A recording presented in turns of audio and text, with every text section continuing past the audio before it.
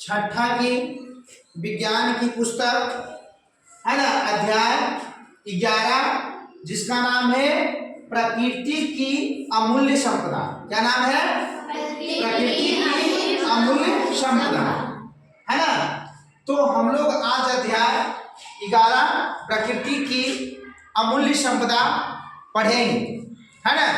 उसमें से हम लोग बहुत सारे कठिन शब्दों को मैंने अपने श्यामपट पे लिखे और वो कठिन शब्दों को मैंने एक टॉपिक बनाया जिसका नाम रखे महत्वपूर्ण बिंदु। उसमें बहुत सारे बिंदुओं को मैं अपने श्यामपट पे लिख डाले और हर एक बिंदु को हम बारीकी तौर पे एक एक करके समझाने की प्रयास करेंगे, है ना। तो चलो हम अपने आते हैं पॉइंट पे। पॉइंट नंबर पहला आपका है, क्या है? प्रकृति। क्या है? क्या है ना। तो प्रकृति कहने का मतलब है कि प्रकृति का अर्थ होता है ईश्वर। क्या होता है? ईश्वर। ईश्वर बोलिए, भगवान बोलिए, देवता बोलिए, है ना। ये प्रकृति का मतलब होते हैं। किसका मतलब होते हैं? प्रकृति का। तो क्या प्रकृति समझने में कोई दिक्कत नहीं है? जिसको हम नहीं बनाए, हमको वो बनाया है, उन्हीं को क्या कहेंगे? प्रकृति। क्या कहेंगे? है ना। चलिए अब आते हैं पॉइंट नंबर 2। पॉइंट नंबर 2 में आपका क्या है? अमूल्य। क्या है? अमूल्य। तो कहता अमूल्य शब्द दो शब्द से मिलकर बना है, आ जोड़ मूल्य। आ का होता है कि जिसका मूल्य निर्धारण नहीं कर सकते। मूल्य मतलब कीमत, मतलब वैसी वस्तुएं जिनका हम कीमत नहीं डिसाइड कर सकते हैं, नहीं निर्णय ले सकते हैं, वैसे वस्तुओं को अमूल्य कहेंगे। क्या कहेंगे? अमूल्य। जैसे मान लीजिए कि जल है। क्या है? जल है, सूर्य है ना, आपका वायु है। ये सारे के सारे चीजों और बहुत ऐसी चीजें हैं, ऐसी चीजों को हम लोग अमूल्य कहेंगे। क्या कहेंगे? अमूल्य कहेंगे। चलिए आते हैं पॉइंट नंबर 3। पॉइंट नंबर 3 में आपका है संपदा। संपदा मतलब होता है धन दौलत। और आपका धन दौलत, तो दौलत भी बहुत तरह के होते हैं। किसी का बिल्डिंग दौलत है, किसी का खेत दौलत है, किसी का वन दौलत है। ये सारे के सारे क्या है? संपदा है। ये क्या है? संपदा है। चलिए अब आते हैं पॉइंट नंबर 4। पॉइंट नंबर 4 आपका है प्रतिशत। क्या है? प्रतिशत। तो देखिए प्रतिशत का जो सिंबल होता है, निशान होता है, इस तरीका से होता है। मतलब एक आपकी तिरछी लकीर और उसके ऊपर एक ऊपर आपका गोल और एक आपका नीचे गोल, ये आपका प्रतिशत का निशान दर्शाता है।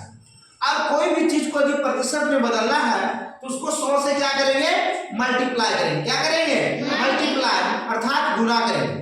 यदि आपको कोई प्रश्न पूछता है कि 2/3 को प्रतिशत में बदलिए, 2/3 को प्रतिशत में बदलिए, तो 2/3 गुने क्या करेंगे? 100। तो 100 से गुना करेंगे ऊपर में 2 से, तो कितना आ जाएगा? 200। और बटा में कितना आ जाएगा? 3। और प्रतिशत को हम लोग लगा देंगे। जब तुमको प्रतिशत लगा दिए, यदि कोई कहेगा प्रतिशत हटाना, मान लीजिए कि आपको क्या है 5%, तो 5% का मतलब 5/100। 5/100। या मान लीजिए आपको क्या है 2%, तो 2% का मतलब 2/100। 2/100 मतलब प्रतिशत लगाने के लिए 100 से गुना करेंगे और प्रतिशत हटाने के लिए 100 से भागा देंगे। क्या करेंगे? भागा देंगे। तो पॉइंट नंबर 4 हमारा कंप्लीट हुआ। पॉइंट नंबर आते हैं 5। 5 में आपका है वायु। तो मैंने पहले बताया कि वायुमंडल में बहुत सारे वायु हैं, बहुत सारे गैस है ना। तो ये गैस भी एक तरह के वायु है ना। तो वायु आपको हम लोग बहता है, वायु क्या करता है? बहता है, जिसको हम लोग देख नहीं सकते, छू नहीं सकते, सिर्फ अनुभव कर सकते हैं, महसूस कर सकते हैं। जब आपके बॉडी पे आराम महसूस होगा तो कहेंगे कि हमारे बॉडी है ना, हमारा बॉडी क्या कर रहा है? वो हवा को महसूस कर रहा है। जैसे गर्मी के दिन में यदि आपको पसीना बह रहा है, पूरा गर्मी लग रहा है, यदि आपको हवा आपके बॉडी पर लगता है तो आपको समझ में आता होगा कि हवा बह रही है। हवा क्या रहा है? बह रहा है। तो उसी तरीका से बताएं, जो बहती हुई हवा होंगे, जो बहती हुई वायु होंगे, उसको हम लोग पवन कहेंगे। क्या कहेंगे? पवन। क्या कहेंगे? हम बताए थे कि जो हवा होता है या जो वायु होता है वो उच्च दाब से निम्न दाब की ओर चलता है। कहां से कहां चलता है? उच्च दाब से निम्न दाब की ओर चलता है, मतलब ऊपर से नीचे।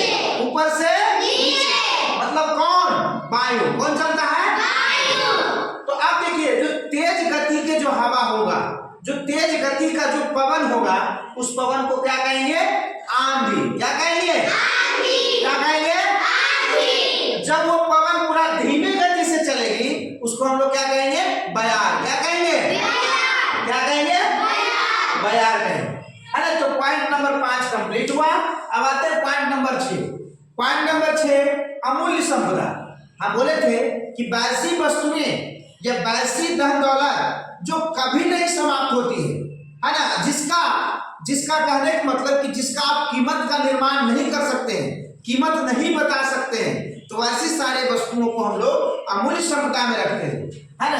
जैसे आप देख लीजिए जल, तो जल का कोई कीमत होगा नहीं, है ना। आपका वायु है ना, आपका मृदा है, वन है, जीवाश्म ईंधन है, सूर्य है, इत्यादि बहुत सारे ऐसे वस्तुएं हैं, बहुत सारे ऐसे चीज है, उसको हम लोग कहेंगे अमूल्य संपदा का उदाहरण। क्या कहेंगे?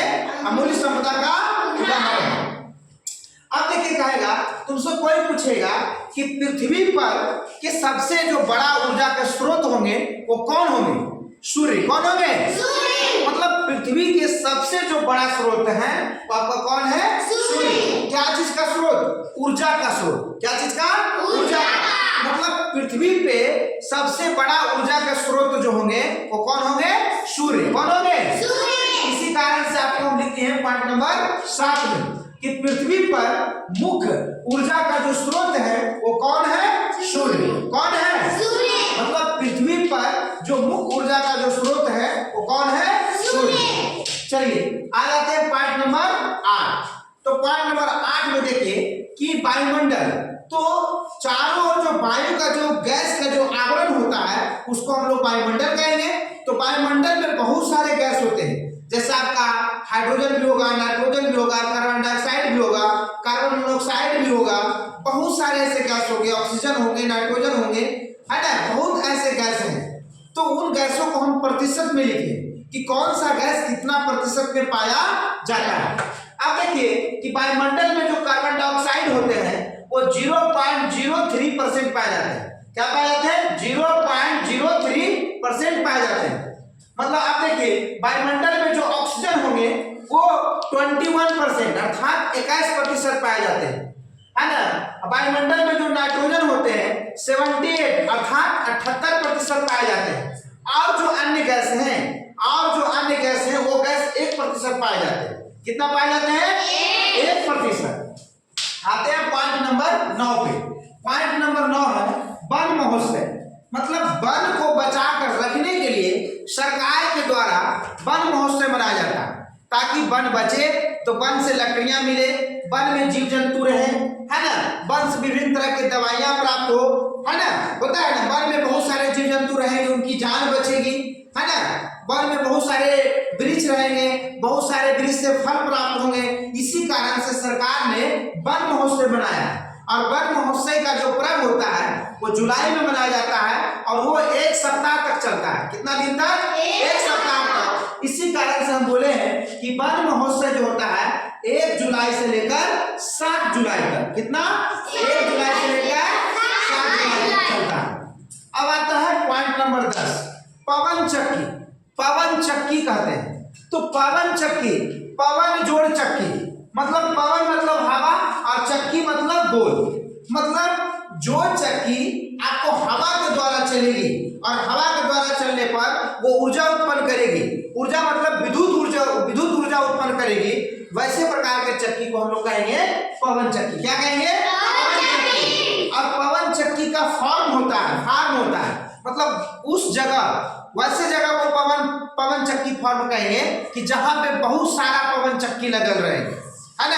तो उस जगह को हम लोग बोलेंगे पवन चक्की फार्म। क्या बोलेंगे? पवन चक्की फार्म। तो पवन चक्की फार्म जो होते हैं आपका देखिए बताया गया है कि तमिलनाडु में जो पवन चक्की फार्म है उसको क्या कहेंगे, राजस्थान में जो पवन चक्की फार्म है उसको क्या कहेंगे, महाराष्ट्र में जो पवन चक्की फार्म है उसको हम लोग क्या कहेंगे। देखिए जो तमिलनाडु में पवन चक्की फार्म है उसको, है ना, मुपंडल पवन चक्की फार्म कहेंगे। जो राजस्थान में पवन चक्की फार्म है उसको कहेंगे जैसलमेर पवन चक्की फार्म बोलेंगे। जो आपका महाराष्ट्र में है उसको हम बोलेंगे ब्रह्मबेल पवन चक्की फार्म बोलेंगे। क्या बोलेंगे? ब्रह्मबेल पवन चक्की फार्म। कहाँ वाला को? महाराष्ट्र कला को। कहाँ कला बोलेंगे? महाराष्ट्र कला को। अब देखिए कहा गया, उसी कारण से लिख दिए कि पवनों का देश या पवनों का देश या पवन चक्की का देश डेनमार्क को कहा जाता है। किसको कहा जाता है? क्यों? क्योंकि डेनमार्क में बहुत सारा पवन चक्की है, वहां पे बहुत सारा पवन चक्की का फॉर्म है, इसी कारण से डेनमार्क को पवनों का देश कहते हैं, पवनों का देश कहते हैं, है ना। अब आते हैं पॉइंट नंबर 11। अब देखिए पॉइंट नंबर 11 में है वर्षा जल संचयन। मतलब कहता है कि जो वर्षा जो हो रही है, उस वर्षा के जो पानी आ रहा है, उस पानी को सेंगारना, उस पानी को सेंगारना, इकट्ठा करना। तो अभी देखिए जो वर्षा जो होती है, वो वर्षा पड़ता तो कहाँ कहाँ से करता है? गड्ढा में, नदी में, तालाब में, झील में होता है ना। तो ऐसे ऐसे के लिए एक जगह बनाया गया है कि जहां से उस पानी का आदमी भी यूज कर सकता है। तो देख लीजिए, तो उसी को कहते हैं वर्षा जल संचयन। मतलब वर्षा के पानी को संग्रह करने के जो स्थान होंगे या संग्रह करना ही वर्षा जल संचयन कहलाता है ना। तो देखिए गुजरात में जो वर्षा जल संचयन होता है, जो कहाँ पे होता है, उसका नाम है बाढ़। क्या नाम है? बाढ़। और राजस्थान में कि जहां पे वर्षा जल संचयन होता है, उसका नाम है बावड़ी। क्या नाम है? बावड़ी। और हम बताए थे कि भारत का एकमात्र राज्य है जहां पे वर्षा जल संचयन करना अनिवार्य है, और राज्य आपका कौन सा है? तमिलनाडु। कौन सा है? तमिलनाडु में वर्षा जल संचयन करना बहुत अनिवार्य है। यदि नहीं करे जाओगे तो आपको सरकार उस पर दंडित करेगा। कोई दिक्कत नहीं ना। चलिए अब आ जाते हैं पॉइंट नंबर 12। Point number 12। अब देखिए आपको किताब में कुछ कन्नड़ शब्द मिले, कुछ कन्नड़ शब्द मिले। कन्नड़ मतलब कि जो कर्नाटक के जो भाषा होते हैं, उसको हम लोग कन्नड़ कहते हैं। क्या कहते हैं? कन्नड़। जब आप कर्नाटक जाइएगा तो आपको पिता को अप्पा कहेगा। क्या कहेगा? अप्पा। जब कर्नाटक जाइएगा ना तो पिता, यहाँ तो पिता बोलिएगा बिहार में, लेकिन आप जैसे कर्नाटक में गए तो कर्नाटक वाला जो लोग होंगे वो पिता को क्या कहेंगे? अप्पा। क्या कहेंगे? अप्पा। और माँ को कहेंगे अम्मा। माँ को क्या कहेंगे? अम्मा, है ना। और दादी को कहेंगे अज्जी। क्या कहेंगे? अज्जी। और दादा को कहेंगे अज्जा। क्या कहेंगे? अज्जा, है ना। और आमला को वहां के लोग कहेंगे नेलिका। क्या कहेंगे? नेलिका। तो क्या ये कन्नड़ शब्द को समझने में कहीं दिक्कत नहीं है ना। यहाँ पे छूट गया था कि आपको अज्जा, अज्जा को, अज्जा मतलब क्या कहेंगे? अज्जा भी बताए कि अज्जा हम लोग कहते हैं किसको? दादा को। उसको कहेंगे दादा को, है ना। तो अज्जा भी एक कन्नड़ शब्द है। क्या है? कन्नड़ शब्द। चलिए अब आते हैं पॉइंट नंबर 13। पॉइंट नंबर 13 आपका है क्या है? संसाधन। हम बोले थे कि दुनिया का कोई भी वस्तु है, चाहे वो प्राकृतिक हो चाहे मानव निर्मित हो, यदि हमारी आवश्यकताओं को पूर्ति करता है और पूर्ति करने पर हम खुश हो जाते हैं, तो वैसे वस्तुओं को क्या कहेंगे? संसाधन। क्या कहेंगे? संसाधन। संसाधन अपना प्राकृतिक भी हो सकता है और मानव निर्मित हो सकता है। अर्थात कह सकते हैं कि संसाधन मुख्यतः दो प्रकार के हैं, प्राकृतिक संसाधन और मानव निर्मित संसाधन। जैसे जो संसाधन प्रकृति ने बना दिए हैं, जैसे जो प्रकृति के द्वारा हमको मिल रही है, वैसे संसाधन को हम लोग बोलेंगे प्राकृतिक संसाधन। जैसे जल, वायु, वन, पवन, ये सब सारे क्या है? प्राकृतिक संसाधन है। मानव निर्मित संसाधन, जो मानव ने प्रकृति संसाधन का यूज करके हमको बना के दिखाया, जैसे आपका बेंच, टेबल, कुर्सी, ड्रम, सीढ़ी, है ना। ये सारे के सारे क्या है? मानव निर्मित संसाधन। अब आ जाते हैं पॉइंट नंबर 14, जीवाश्म ईंधन। मतलब जो ईंधन जीव जंतु मतलब जीव जंतु जो होंगे वो सड़ गल जाते हैं तो उसको मिट्टी में दफना दिया जाता है या मिट्टी में रखते हैं तो वो सड़ जाते हैं। लेकिन इसको बनने में 1 लाख मतलब लाख वर्ष का समय लगता है। जब लाख वर्ष के बाद जो ईंधन प्राप्त होती है, सजीव जीव जंतु मरते हैं, है ना। बहुत सारे पेड़ पौधे हैं, वो पेड़ पौधे जमीन में चले जाते हैं, सड़ गल जाते हैं, जीव जंतु मरते हैं, उनको दफना दिया जाता है। बहुत सारे जीव जंतु मरेंगे, उसको जमीन के अंदर कर दिया जाता है। तो उसको गलते गलते एकदम लाखों वर्ष लग जाता है पूरे उसको बनने में। एकदम लाख वर्ष के बाद जो ईंधन प्राप्त होती है उसको हम लोग क्या कहते हैं? जीवाश्म ईंधन। क्या कहेंगे? जीवाश्म ईंधन। इसका जो उदाहरण है आपका कोयला हो गया, प्राकृतिक गैस हो गया, पेट्रोलियम हो गया, ये सारे के सारे जीवाश्म ईंधन का क्या है? उदाहरण है ना। यदि आपसे कोई पूछेंगे कि जीवाश्म ईंधन का उदाहरण दीजिए तो आप बता सकते हैं कोयला हो गया, प्राकृतिक गैस हो गया और पेट्रोलियम हो गया, ये सारा क्या है? जीवाश्म ईंधन का उदाहरण है ना। अब आ जाते हैं पॉइंट नंबर 15। पॉइंट नंबर 15 आपका है जल के प्रकार। मतलब जल के प्रकार पीने के अनुसार, जल के प्रकार पीने के अनुसार हम लोग जल के प्रकार पीने के अनुसार दो प्रकार के रखें, एक मीठा जल, एक खारा जल, है ना। मीठा जल को मृदु जल भी बोलेंगे, खारा जल को है ना लवणीय जल भी बोलेंगे। कि जो जल हम लोग पी लेंगे, पीने पर हमको कोई दिक्कत नहीं लगेगी, है ना, तो ऐसे जल को हम लोग क्या कहेंगे? मीठा जल। जो जल हम पिएंगे लेकिन पीने पर नमक के जैसा स्वाद लगता है, जिसको पीने पे हमको दिक्कत होती है, तो वैसे जल को क्या कहेंगे? खारा जल। क्या कहेंगे? खारा जल, है ना। अब आते हैं पॉइंट नंबर 16। पॉइंट नंबर 16 है कि गहरा जो गड्ढा होता है, ऐसे तो गड्ढा देखे लेकिन जो ज्यादा गहरा गड्ढा होता है उसको खैया बोलते हैं। क्या बोलते हैं? क्या बोलते हैं? ज्यादा गहरा जो गड्ढा होगा उसको हम लोग क्या बोलेंगे? खैया बोलेंगे, है ना। और बहुत सारे इसमें शब्द लिखे हैं, जैसे और आपका शब्द है, जैसे इसमें लिखे हैं देखिए उपला, है ना। उपला को हम लोग गोईठा कहते हैं। क्या कहते हैं?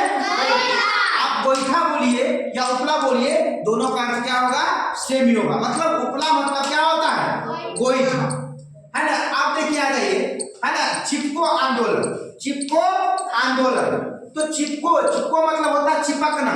किसमें? पेड़ में। बहुत सारे महिलाओं ने क्या किया? पेड़ में चिपक गया। पेड़ की जान बचाने के लिए, है ना, बहुत सारे लोग पेड़ को काट रहे थे, लेकिन बहुत सारे महिला ने पेड़ में चारों तरफ में क्या हो गए? चिपक गए, जिससे पेड़ का जीवन क्या हो गया? बच गया। उसी कारण से उस आंदोलन का नाम चिपको आंदोलन रखा गया। यह आंदोलन उत्तराखंड में प्रारंभ हुआ। कहाँ हुआ? उत्तराखंड में सन 1970 में हुआ। कब हुआ? 1970 में। इसको कौन शुरू किए? अमृता बिश्नोई प्लस सुंदरलाल बहुगुणा। अमृता बिश्नोई प्लस सुंदरलाल बहुगुणा ने चिपको आंदोलन को क्या किए? शुरू किए, है ना। और देखिए बहुत सारा शब्द है, जैसे आपसे कोई पूछेगा कि बिहार दिवस कब मनाया जाता है, तो कितना दिवस? 22 मार्च। कब मनाया जाता है? 22 मार्च। है ना। कहेगा विश्व जल दिवस कब मनाया जाता है? 22 मार्च। कई मार्च? 22 मार्च। कोई पूछेगा कि विश्व मृदा दिवस कब मनाया जाता है? कब मनाया जाता है? है ना। विश्व मृदा दिवस 5 दिसंबर को मनाया जाता है। विश्व जल दिवस 22 मार्च को मनाया जाता है।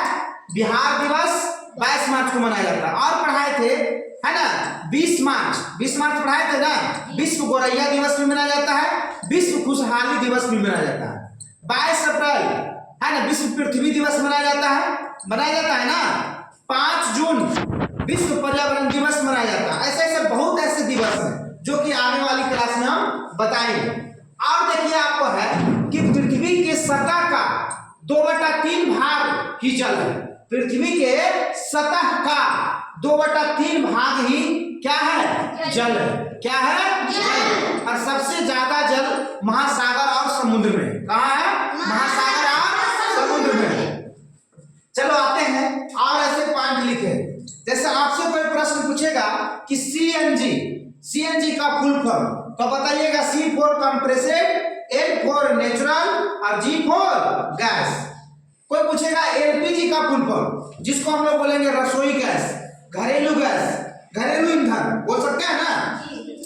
तो L for liquid, P for petroleum और G फॉर गैस। कोई पूछेगा एनजी का फुल फॉर्म, इसको बोलेंगे नेचुरल गैस। क्या बोलेंगे? Natural gas. अब देख लीजिए सीएनजी का उपयोग हम लोग करते हैं, क्या चीज में करते हैं? वाहन में। कहाँ करते हैं?